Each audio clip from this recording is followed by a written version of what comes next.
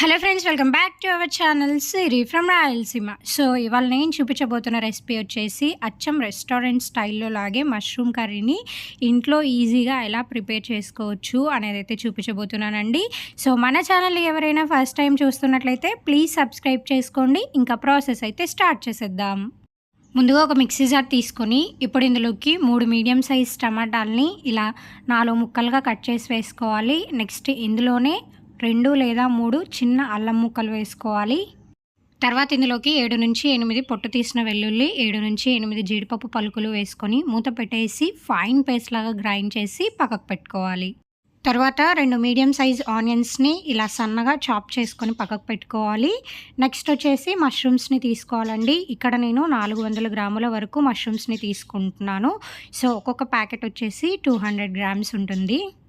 తర్వాత ఒక బౌల్లోకి వాటర్ని తీసుకోవాలి. అందులో లైట్గా సాల్ట్ వేసి మష్రూమ్స్ అన్నిటిని ఆ వాటర్లో వేసుకొని నీట్గా క్లీన్ చేసుకోవాలి. నెక్స్ట్ ఒక్కొక్క మష్రూమ్ని తీసుకొని ఇలా 4 ముక్కలుగా కట్ చేసుకోవాలి. మీ ఇష్టం అండి. ఇంకొంచెం పెద్ద సైజ్ కావాలి అనుకుంటే మీరు 2 ముక్కలుగా కూడా కట్ చేసి అలాగే కర్రీ చేసేసుకోవచ్చు. ఇక్కడ నేనైతే కొంచెం చిన్న చిన్న ముక్కలుగానే కట్ చేస్తున్నాను. ఇలా కట్ చేసిన తర్వాత ఇంకొక బౌల్లో వాటర్ తీసుకొని అందులో కూడా లైట్గా సాల్ట్ యాడ్ చేసుకోవాలి. కట్ చేసిన ముక్కలన్నిటినీ ఈ వాటర్లో వేసుకోవాలి. చూడండి, మొత్తం మష్రూమ్స్ అన్నిటినీ ఇలా వీడియోలో కనిపిస్తున్న విధంగా చిన్న చిన్న ముక్కలుగా అయితే కట్ చేసుకొని పెట్టుకోవాలి. నెక్స్ట్ ఒక కడాయిని ఫ్లేమ్ మీద పెట్టుకొని 4 to 5 స్పూన్స్ ఆయిల్ వేసుకోవాలి. ఆయిల్ బాగా హీట్ అయిన తర్వాత మనం ముందుగా కట్ చేసి పెట్టుకున్న మష్రూమ్ ముక్కలన్నిటినీ ఆయిల్లో వేసుకొని బాగా ఫ్రై చేసుకోవాలి. మష్రూమ్లో ఉన్న వాటర్ మొత్తం ఇంకిపోయి ఆయిల్ పైకి తేలేంత వరకు మష్రూమ్ని బాగా ఫ్రై చేసుకోవాలి.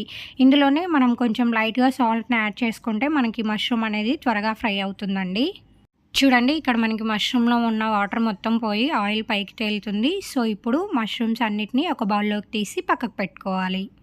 మళ్ళీ అదే కడాయిలోనే 1/2 స్పూన్ జీలకర్ర, అలాగే 2 లవంగాలు, 1/2 ఇంచు చెక్క వేసుకోవాలి. నెక్స్ట్ ఇందులోనే మనం ముందుగా కట్ చేసి పెట్టుకున్న ఆనియన్ ముక్కలన్నిటినీ వేసుకొని ఆయిల్లో బాగా ఫ్రై చేసుకోవాలి. ఇప్పుడు ఇందులోకి మనం ముందుగా గ్రైండ్ చేసి పెట్టుకున్న టమాటా పేస్ట్ని వేసుకొని ఆయిల్లో ఒక 2 నుంచి 3 నిమిషాలు బాగా ఫ్రై చేసుకోవాలి. ఇలా ఆయిల్ పైకి తేలుతున్నప్పుడు నెక్స్ట్ ఇందులోకి 1.5 స్పూన్ కారం, 1/2 స్పూన్ పసుపు, 1.5 స్పూన్ ధనియాల పొడి వేసుకొని మొత్తం అంతా బాగా కలుపుకొని ఒక 2 నుంచి 3 నిమిషాలు ఫ్లేమ్ని మీడియంలో పెట్టుకొని ఆయిల్ పైకి తేలేంత వరకు బాగా ఫ్రై చేసుకోవాలి. మీకు మసాలా మొత్తం కింద అంటుకుపోతుంది అనిపిస్తే లైట్గా వాటర్ కూడా యాడ్ చేసుకోవచ్చండి. సో లైట్గా వాటర్ యాడ్ చేసి ఇలా ఆయిల్ పైకి తేలుతున్నప్పుడు ఒక 2 పచ్చిమిర్చిని ఇలా ముక్కలుగా కట్ చేసుకొని వేసుకోవాలి. నెక్స్ట్ ఇందులోకి మనం ముందుగా ఫ్రై చేసి పెట్టుకున్న మష్రూమ్స్ అన్నిటినీ వేసుకొని మొత్తం అంతా బాగా కలుపుకొని లైట్గా సాల్ట్ని యాడ్ చేసుకోవాలండి. చూసుకొని యాడ్ చేసుకోవాలి, ఎందుకంటే మనం మష్రూమ్స్ ఫ్రై చేసేటప్పుడు ఆల్రెడీ సాల్ట్ వేసాం కాబట్టి. సో ఇక్కడ కొంచెం అడ్జస్ట్ చేసుకొని వేసుకోవాలి. మూత పెట్టేసి ఒక 3 నిమిషాలు మీడియం ఫ్లేమ్లో ఉడికించుకోవాలి. నెక్స్ట్ ఇందులోకి గ్రేవీకి సరిపడా నీళ్ళని యాడ్ చేసుకుంటూ ఇలా మొత్తం అంతా బాగా కలుపుకుంటూ వాటర్ని అయితే యాడ్ చేసుకోవాలండి.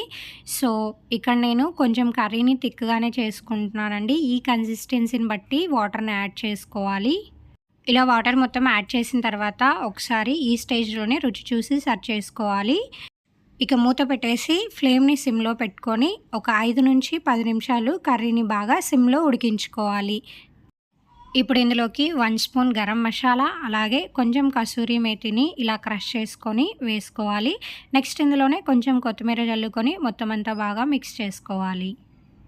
చూడండి, ఇంకా మన super tasty and yummy mushroom curry అయితే రెడీ అయిపోయింది. థిక్ గ్రేవీతో మనకి అచ్చం రెస్టారెంట్లో ఎలా అయితే సర్వ్ చేస్తారో అలాగే ఉంటుందండి. మీరు తీసుకునే వాటర్ కన్సిస్టెన్సీని బట్టి మీకు గ్రేవీ అనేది వస్తుంది. ఇక మనకి కర్రీ అయితే రెడీ అయిపోయింది. దింపేసుకొని సర్వ్ చేసేసుకోవచ్చు. ఇలా మష్రూమ్ కర్రీ చేసుకున్నారంటే చపాతీలోకైనా, రైస్లోకైనా, రోటీస్లోకైనా లేదా వెజ్ ఫ్లేవర్డ్ రైసెస్లో కానీ, బిర్యానీస్లో కానీ టేస్ట్ అయితే చాలా బాగుంటుందండి. ఖచ్చితంగా ఈ ప్రాసెస్ ఫాలో అయ్యి ట్రై చేసిన తర్వాత కామెంట్ బాక్స్లో కమెంట్ చేయండి రెసిపీ మీకు ఎలా వచ్చింది అని. సో చూసారు కదండి, ఇక్కడ నేను ఈ కర్రీని అయితే బిర్యానీ రైస్లోకి సర్వ్ చేసుకుంటున్నాను. ఇలా వెజ్ ఫ్లేవర్డ్ బిర్యానీ రైస్లోకి ఈ కర్రీ కాంబినేషన్ అనేది చాలా ఎక్సలెంట్గా ఉంటుంది. సో చూసేసారు కదండి, ఇవాళ రెసిపీ అయితే ఇది అండి. ఈ వీడియో కనుక మీకు నచ్చినట్లయితే please like, share and subscribe my channel for more videos and don't forget to press the bell icon symbol and thank you for watching.